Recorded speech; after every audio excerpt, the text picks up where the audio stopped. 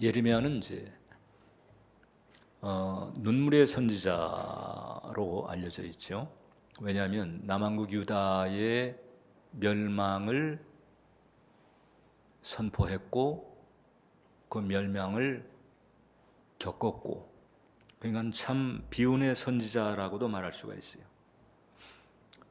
그 망국을 선포하다 보니까 매국노, 이 바벨론에 붙은 매국노로 이렇게 손가락질을 받기도 하고, 그래서 이제 더 이상 말씀을 전하지 않겠다 마음 먹어도 그 중심에 불 붙는 것 같아서 또 말씀을 전하지 않으면 안 되었던 눈물의 선지자, 그의 그 소명에 대한 기록을 보게 되면 목적 중심의 삶을 예레미야는 자신의 그 눈물 젖은 사역을 통해서 우리에게 보여주었다, 이렇게 말할 수가 있어요. 2002년도에 미국에 이제 세들백 처치라고 하는 큰 교회가 있습니다. 거기 담임하고 있는 릭 워렌이라고 하는 목사님이 아주 공전의 히트를 치는 좋은 책을 썼습니다. 목적이 이끄는 삶. 웬만하면 다 읽어보셨을 법한 이제 이 책. 이 책은 이제 삶에는 목적이 있다, 이게 이제 핵심인데, 이런 얘기를 했습니다. 우리의 존재는 우연이 아니다. 하나님의 계획 안에서 목적이 있다. 이 목적을 따라 살아야 한다. 그리고 이제 성경의 증거들을 열거를 했습니다. 그런 면에서 이 예레미야는 삶의 목적이 분명히 있다는 사실을 자신의 그 소명 체험을 통해서 우리에게 보여주고 있는 거예요. 그가 이제 부름받은 게 BC, 주전 627년 19살 때입니다. 아버지가 제사장이었기 때문에 이 사람도 제사장이 되었을 것이나 세습제니까. 그런데 19세 때 엄청난 부르심을 받게 되면서 제사장의 길을 접고 선지자의 길로 들어서게 됩니다. 어떤 부르심을 받았는가 하니 1장 10절에 나오는데, 보라, 내가 오늘날 너를 열방 만국이 위에 세우고 너로 뽑으며 파괴하며 파멸하며 넘어뜨리며 건설하며 심게 하였느니라.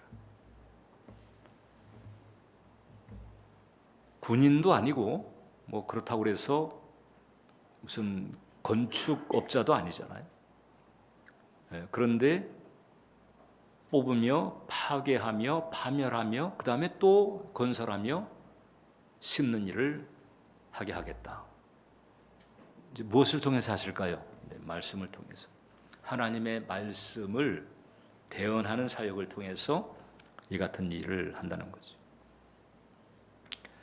자, 그러니까 이 내용이 너무 강력하잖아요. 파괴하고 파멸하고 넘어뜨리고 건설하며 심는 거야 좋지만, 이 파괴적인, 이 부정적인 이와 같은 내용 때문에 많은 부담을 안 가질 수가 없었을 것입니다. 그래서 6절에 보니까 이제 우리도 봤습니다만은 이제 이렇게 말하는, 내가 가로되 슬프도소이다. 하나님께서 소명을 내리는데 슬프다 하는 거예요. 주 여호와여 보소서, 나는 아이라 말할 줄을 알지 못하나이다. 너무 얼얼한 거지요. 열방 만국 위에 세우고 그 다음에 파괴하고 그 다음에 건설하는 일을 하게 하겠다. 어마어마한 이 스케일의 소명을 받고서는 감당하기가 벅찼던 것입니다. 그래가지고 이렇게 뒤로 빼는 거예요. 모세도 그런 적이 있었죠, 여러분. 그때 이제 하나님께서 당신의 마음을 비춰주시는 거예요. 1장 4절로 5절인데, 여호와의 말씀이 내게 임하니라 이르시되 내가 너를 복중에 짓기 전에 너를 알았고 내가 태에서 나오기 전에 너를 구별하였고 너를 열방의 선지자로 세웠노라. 이 두 구절의 내용 가운데서 역시 그 소명 구절과 마찬가지로 아주 강력한 동사들이 또 있어요. 지었고, 그 다음에 알았고, 구별했고, 세웠다. 그런데 여기서 핵심은 뭔고하니 예레미야를 이제 예레미야에게 소명을 준 이 대목이 만세 전서부터 하나님께서 작정하신 거였다. 예레미야를 짓기 전서부터 예레미야의 인생의 목적을 하나님께서 두신 거예요. 출생하기 전에, 태어나기 전서부터, 아니 잉태되기 전서부터 예레미야의 인생의 목적을 두셨다. 그리고는 이제 이 목적을 이룰 수 있도록 부르셨는데 감당하게 하시겠다는 거예요. 내가 너와 함께함으로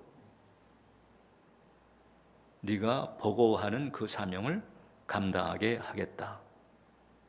그리고 이제 예레미야는 그 감당하는 그 길로 나아가게 되는 거죠. 요 구도가 여러분, 이 예레미야를 향한 요 구도가 케이스는 좀 달라도 결국 똑같은 구도로 우리 각자에게도 해당이 된다. 여러분 한 분 한 분에게도 해당이 된다는 거예요.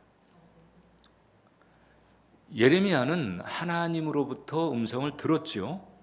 그런데 다윗은 깨달음을 통해서 알게 됩니다. 시편 139편을 보면 내 형질이 이루기 전에, 잉태되기 전에 주의 눈이 보셨으며 나를 위하여 정한 날이 하나도 되기 전에, 태어나기도 전에 내 행적이 주의 책에 다 기록이 되었나이다.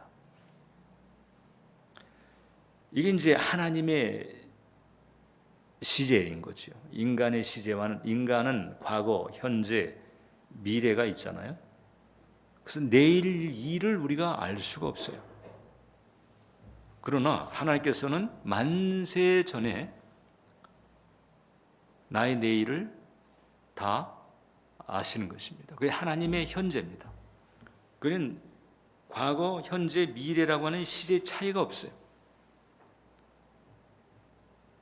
한눈에 모든 것을 다 아시고 보시는 그 하나님의 이 전지하신 속성, 이것을 이제 우리가 하나님의 현재라고 하는 표현으로 언급을 하는데, 이 같은 맥락에서 봤을 때 다윗이 잉태되기 전에, 이미 만세 전에 다윗이 어떻게 죽을지도 하나님은 다 아시는 거죠. 주의 책에 다 기록이 되어 있다는 거예요. 그것은 여러분들이 어떻게 죽을지도 이미 하나님께서는 다 아신다. 죽음이 복되도록 기도하는 것도 필요합니다.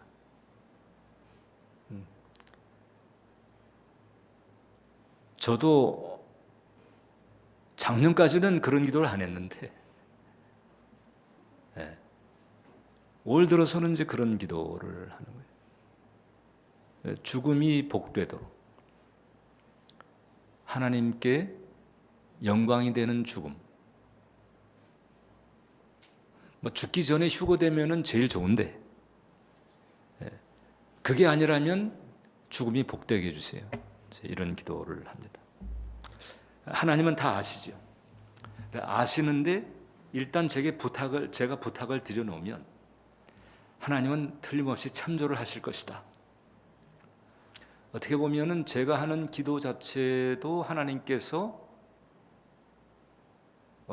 예정하신 참조사항에 있는 것일 수도 있습니다. 내가 그런 부탁을 드리지 않으면 죽음이 복되지 않을 가능성이 있는 것이거든요.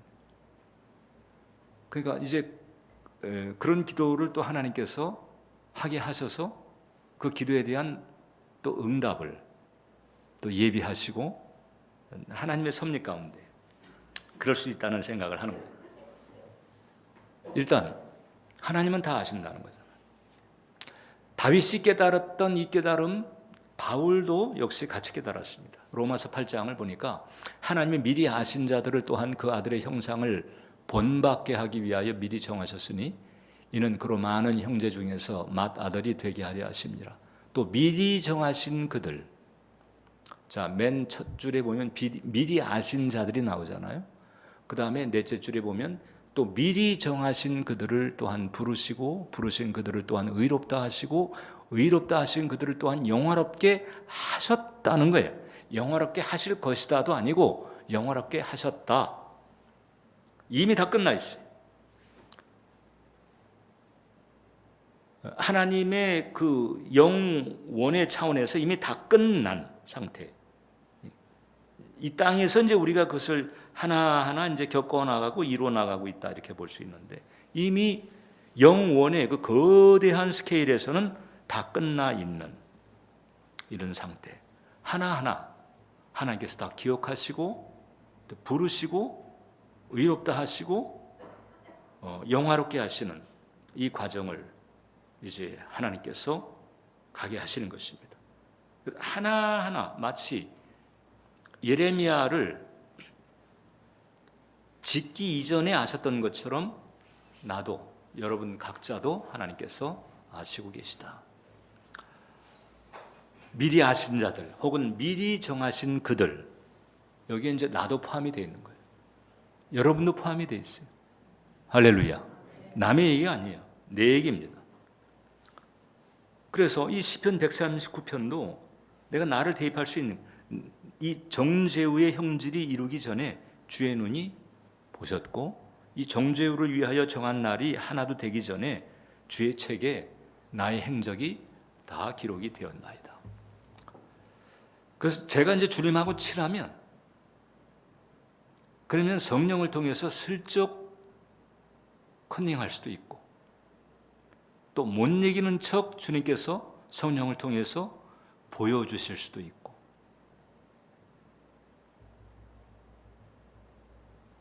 중요한 것은 이미 하나님께서는 나에 관해서 모든 것을 다 아시고 작정하시고 그 다음에 다 끝내놓으셨다라고 하는 거지. 주님은 이미 하실 일을 다 했습니다. 주님께서 하실 일을 다 하셨으니 이제는 내가 해야 될 일을 내가 잘 해나가면 되는 거예요.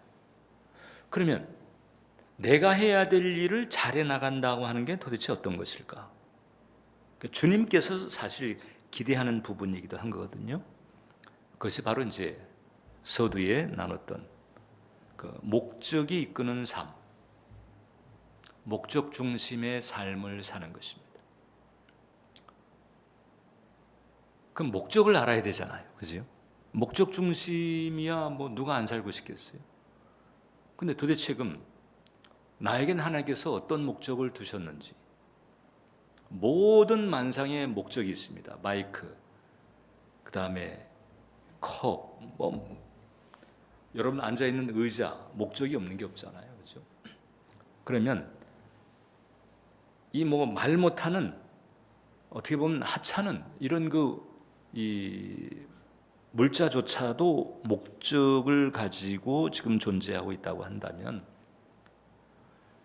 이 기가 막힌 이 슈퍼컴퓨터보다도 더 오묘한 이 두뇌를 가지고 있는 이런 존재를 목적이 없이 이게 지어졌다 이렇게 말할 수가 없죠. 목적이 있는 거예요. 이 목적을 발견하는 게 중요합니다.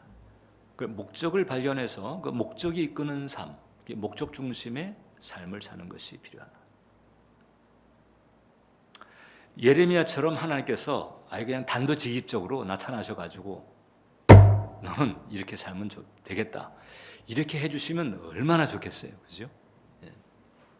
근데 그런 경우도 이제 있지만 대체적으로 하나님께서는 우리가 성령 안에서 이제는 성령 안에서 하나님께서 내게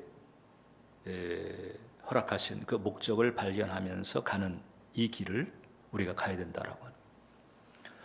리고레는 이제 그의 책에서 이 shape라고 하는 영어 단어를 통해 가지고 목적을 찾는 방법에 대해서 힌트를 주고 있어요. 우리가 이제 사실 염두에 둘 만한 그런 내용인데 S를 보게 되면 S, Spiritual Gift, 은사입니다. 성령의 은사. 성령의 은사가 보통 우리는 이제 고린도전서 12장에 초자연적인 그 9가지 은사 이렇게 생각하는데 그거 말고 전체적으로 성경에서 은사를 정리했을 때 대체적으로 22가지에서 사람에 따라서는 31가지까지도 보는 사람이 있거든요. 고린도전서 12장에 있고 그 다음에 에베소서 4장에 있고 로마서 12장에도 있고 일단 다양한 은사들이 있는데 이와 같은 은사들은 하나님께서 심어주신 것이다. 그래서 은사 찾기, 은사 검색을 하고 그다음에 은사 개발을 하는 것이 필요하죠. 그래서 은사 검색할 수 있는 자료가 있어요. 여러분 인터넷에 들어가서 그 은사 검색이라고 하는 이 주제만 딱 쳐도 무료로 은사 검색할 수 있는 길들이 있거든요. 두 번째가 애취, hot. 이것은 이제 열정이죠. 열정. 뭔가 어떤 것을 생각하면 지금 내 마음이 막 끌어오르고 막 신바람이 나고 자꾸 거기에 관심을 가지게 만드는 이런 부분이 있어요. A, abilities. 타고난 능력과 재능인데 어떤 일인가를 하게 되면 역시 이제 신바람이 나면서 몰입도 쉽게 되고 또 잘 돼. 남보다 잘해. 이런 부분. P는 이제 personalities, 이 성격이나 성품을 말하죠. 이게 외향적이냐 혹은 내향적이냐, 행동적이냐 아니면은 어떤 사고 중심이냐, 뭐 여러 가지 이제 뭐 MBTI 같은 이런 것을 통해 가지고도 이제 이런 부분을 우리가 파악할 수 있죠. 그다음에 E, experience, 경험인데 특별히 그 릭 워렌 목사는 이제 어려운 과정을 통해서 겪은 그런 경험들, 이게 중요하다는 거죠.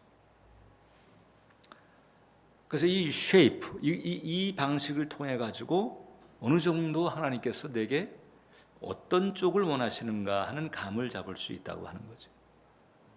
이렇게 어느 정도는 이제 객관적으로 분별을 해 나가면서 중요한 것은 이제 주님께 묻는 게 필요합니다. 근데 우리는 질문을 잘 안 해요. 그냥 깨달음이 올 때까지 기다리고 있어요. 그러지 말고 질문할 필요가 있습니다. 왜냐하면 하나님은 내가 지금 어떤 목적을 가지고 존재하게 됐는지를 아시거든요. 하나님은 아세요. 그래서 나의 목적에 대해서 첫 번째 하나님은 아신다. 이 점을 우리가 생각하면서 그 하나님에게 질문을 해야 됩니다. 목적을 뭐 이게 이제 비전하고도 이제 좀 유사하다 이렇게 말할 수 있는데 질문을 해야 됩니다. 근데 우리는 질문하지 않습니다. 고민은 하는데 질문은 안 해요. 알고도 싶어 하는데 질문은 안 해요. 그리고 그냥 세상 흐름대로 쫓아갑니다.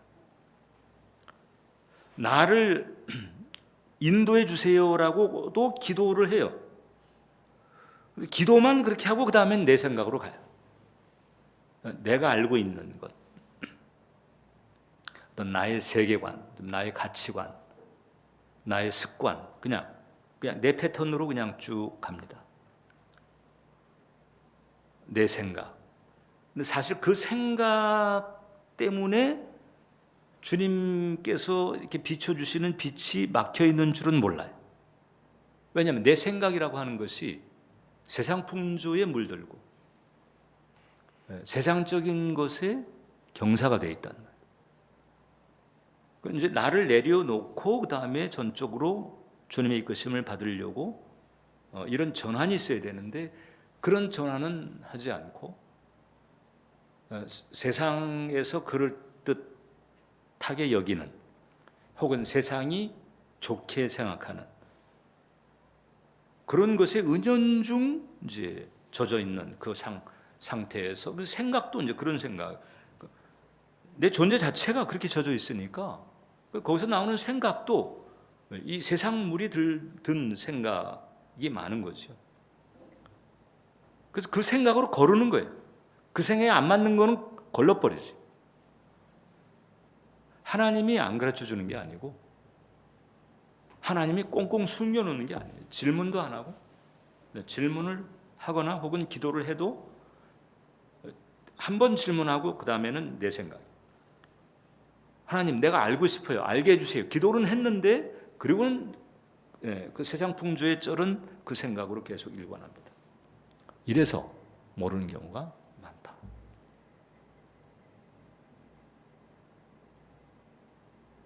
그러니까 우리는 이제 착각하는 경우가 많습니다.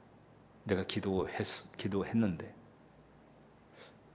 나도 좀 알고 싶어하는 마음은 있는데, 그런데 하나님의 그 빛, 그 다양한 경로를 통해서 이제 오는 건데 그 빛을 차단하고 있습니다. 누가? 내 생각이. 그런 경우가 대단히 많아요. 두 번째, 이 목적이라고 하는 것은 하나님 사랑에서 온다라고 하는 것을 알아요. 지금 이제 예레미야를 통해 가지고 네가 그 복중에 짓기 전에 내가 너를 알았다 그러죠. 내가 너를 알았다. 이거는 지식적으로 뭐 아무개가 몇 년 몇 월 며칠에 이게 아니고, 내가 너를 알았다라고 하는 것은 이게 마음과 마음 혹은 인격 대 인격으로 이루어진 관계를 말합니다. 내가 너를 알았다. 근데 그 하나님이 사랑이 하나님이니까 사랑으로 하는 거죠.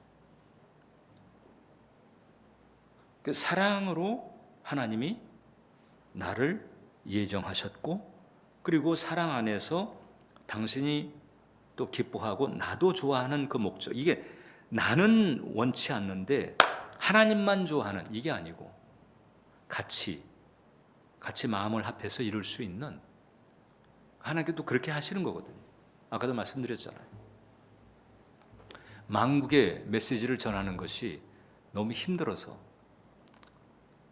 사람들에게 조롱당하고 몰매도 맞고 감옥에도 들어가고,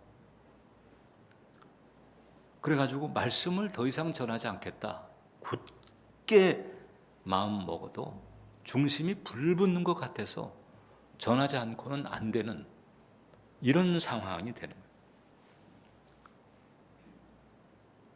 그래서 눈물 젖을 일들을 많이 겪었음에도 불구하고 또 나서는 거예요. 이게 억지로 그냥 하나님 막 밀어붙이는 게 아니고요. 중심이 불붙는 것 같아서 그걸 이제 감당하게 하시는 건데, 저는 예레미야가 하늘의 상급이 굉장히 클 것이라 저는 생각해요. 이사야라든지 무슨 다니엘은 세상에서 누릴 거 다 누렸어요, 사실. 예레미야말로 하늘에서는 상급이 굉장히 컸을 것이다, 이렇게 봅니다. 그러니까 예레미야는 하나님이 보면은 미안해할, 그러니까 예레미야의 눈길 하나님이 피해, 미안해서 미안한 일을 맡긴 거예요. 그리고 그걸 해냈거든요. 그리고 제대로 죽지도 못했어요. 전설에 의하면은 그 유다 백성들이 그냥 끌고 다니다가 결국은 이제 비참하게 순교당하듯이 그렇게 죽은 것으로 알려져 있거든요. 그러니까 그렇게 되기까지 유대 백성들을 말리는 거예요. 바벨론에 망하기 전에는 우상 숭배하지 말아라. 바벨론을 망한 다음에는 자꾸 애굽으로 가려고 하니까 애굽으로 가지 말아라. 그러니까 하나님께서는 아무튼 예레미야 눈 마주치기를 좀 꺼려하셨을 것이다. 미안해서. 하나님 사랑인 거예요. 사랑이 바탕에 있어요. 나를 향한 목적도 하나님의 사랑이 바탕에 있다. 이걸 알아야 돼요. 그냥 뭐 무슨 아주 그 이기적이고 냉혹한 이런 소유주가 무슨 직원 부리듯이 종 부리듯이 이렇게 하는 게 아니고 사랑으로 감당할 수 있는 목적을 입에 놓으셨다. 그리고 이제 마지막에 그것을 감당하게 하시는 거죠. 어떻게? 함께 하시고, 함께 하시고. 1장 8절을 보니까 너는 그들 때문에 두려워하지 말라. 내가 너와 함께하여 너를 구원하리라. 나 여호와임을. 내가 너와 함께하여, 내가 너와 함께하여. 네가 이제 구원이 필요한 상황들을 많이 겪게 될 것인데 내가 너와 함께해서 너를 구원하리라. 모세에게 있어서의 하나님의 함께하심은 애굽의 무릎을 꿇게 하는 일이었잖아요. 대단한 그런 쪽으로 가면 얼마나 좋겠어요, 그죠? 근데 예레미야는 상황 하나하나 자체가 구조가 필요한 상황. 몰리고 두드러 맞고 투옥이 되고 온갖 구박을 다 당하고 그런 상황. 근데 두려워하지 말라. 내가 너와 함께 하면서 너를 구원하리라. 함께 하심입니다. 근데 이제 함께 하심의 방식이 다르긴 하지만 결국 이 함께 하심이라고 하는 게 핵심이다. 모세도 내가 너와 함께 하리라. 예레미야도 내가 너와 함께 하리라. 그래서 함께 하는 방식이 어떻게 풀어지든 그것은 주님의 주권입니다. 그리고 주님의 주권에 나의 목적이 정해져 있는 한 나는 또 그 길을 가야 되는 거예요.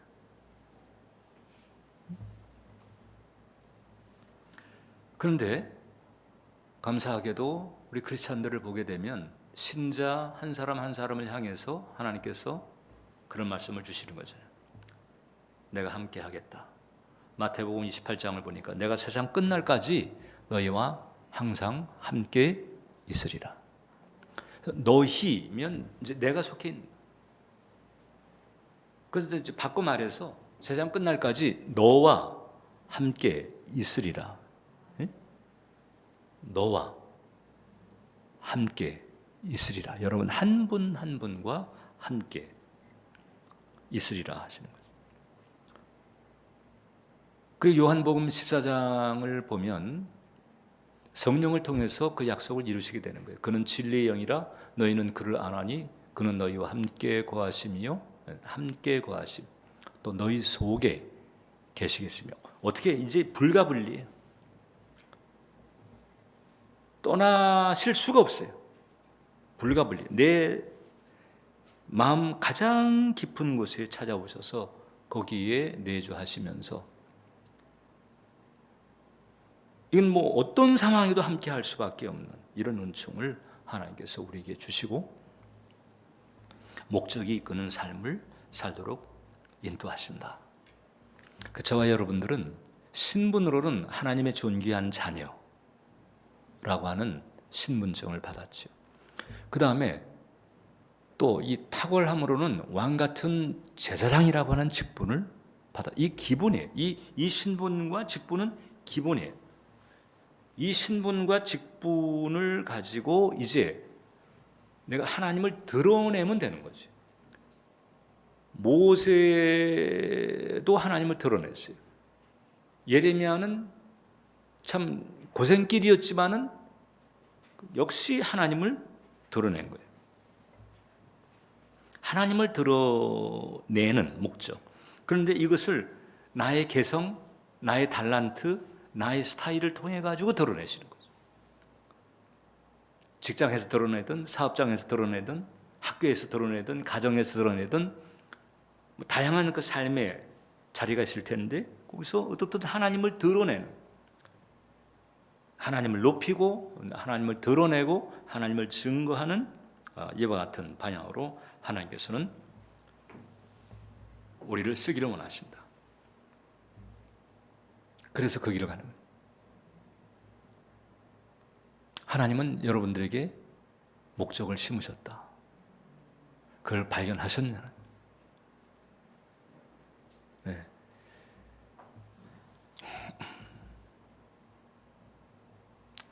그게 사람들마다 편차가 있어요.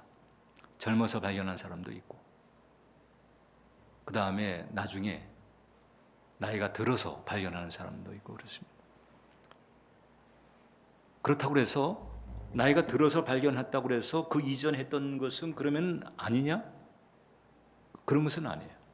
물론 이 죄라든지 부정한 것이라면 그것은 아니죠. 그렇지만 하나님께서는 결국 우리의 삶의 그 어떤 여정들이 다 하나의 선을 이룰 수 있도록 그렇게 하신다. 그래서 그때 당시에는 이게 전혀 연관이 없는 것처럼 마치 그냥 하나하나의 돌덩이처럼 이렇게 돼 있는 것 같지만은 돌이켜 보게 되면은 그 모든 것들이 이제 선을 이루어 가지고 지금 여기까지 오게 만. 이런 것도 겪어보고 저런 것도 겪어보고 하나님께서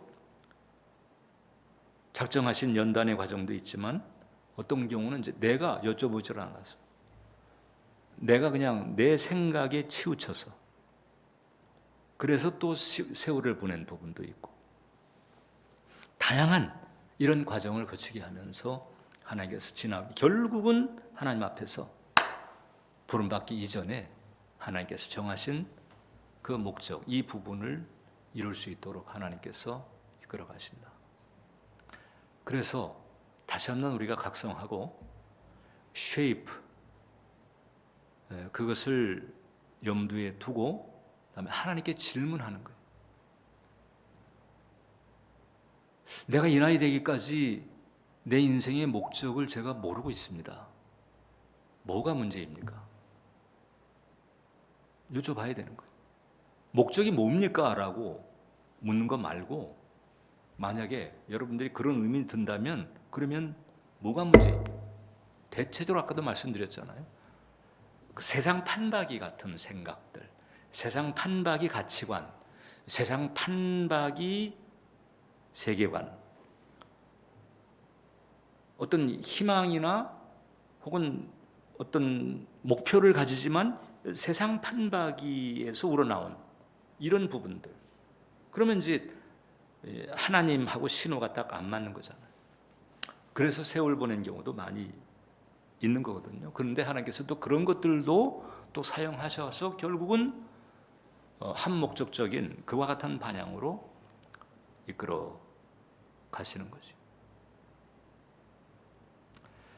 그래서 일단 이 세상 풍조에 젖은 생각들을 일단 내려놓고 계속해서 질문하면서 하나님의 사랑에 대한 신뢰의 마음을 가지고 목적을 잘 찾아보려고 하셔야 되고, 이 목적을 찾은 분이라면 그 목적을 이룰 수 있도록 최선을 다하는 것이 필요한 것입니다. 예레미야는 그 점에서 우리에게 귀중한 참조 인물이 되는 거예요. 왜냐하면 예레미야에게 주어진 목적은요, 그냥 세상 풍조의 기준으로 보게 되면 그냥 고생하는 거예요. 하나님 쪽에서는 말씀을 전하고 하나님의 마음을 대언하는 이 사명을 줄기차게 감당했지만 요시야 때로부터 나라가 완전히 망하고 망한 뒤에 이르기까지 가장 어려운 시기에 사람들에게 계속 손가락질을 받아가면서 경원당하면서 이짐에 당하면서 그리고 또 편치 않게 죽기까지. 아이고, 난 그러면 예레미야 싫은데, 예레미야 스타일은 싫은데 이해가 갑니다. 인지상정이지요. 그래서 사실 예레미야를 나눌까 말까 했어요.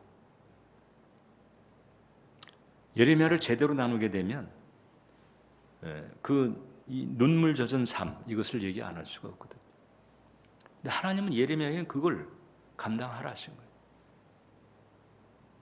근데 그것을 하나님을 생각하면서 나는 이제 이 길이 내 길인가 이렇게 이런 마음을 가지는 것, 이게 필요한 경우도 있다는 거거든요.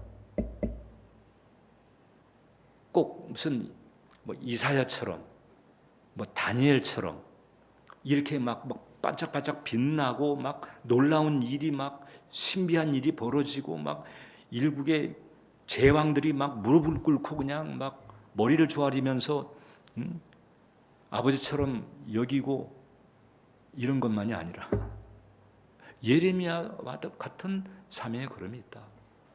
사실 이 점에 비춰본다면 예수님 성이 같잖아요. 예. 예수님의 십자가는 더하죠. 그런 길이 있다는 거예요. 사명의 길이. 하나님의 목적은 다양하다. 나를 내려놓고 정말 하나님이 원하시는 길을 가려고 하는 것이 필요하다. 기도하겠습니다. 자비로우신 하나님, 예레미야를 통해서 목적이 이끄는 삶, 목적 중심의 삶의 그 본질을 깨닫게 하심을 감사합니다. 이제 하나님께서 제게 또 우리에게, 우리 각자에게 태에게 하신 그 목적을 잘 찾으며 그 목적을 잘 이뤄갈 수 있는 우리 모두가 될 수 있도록 인도해 주시옵소서. 예수님 이름으로 기도합니다. 아멘. 이 시간 자 우리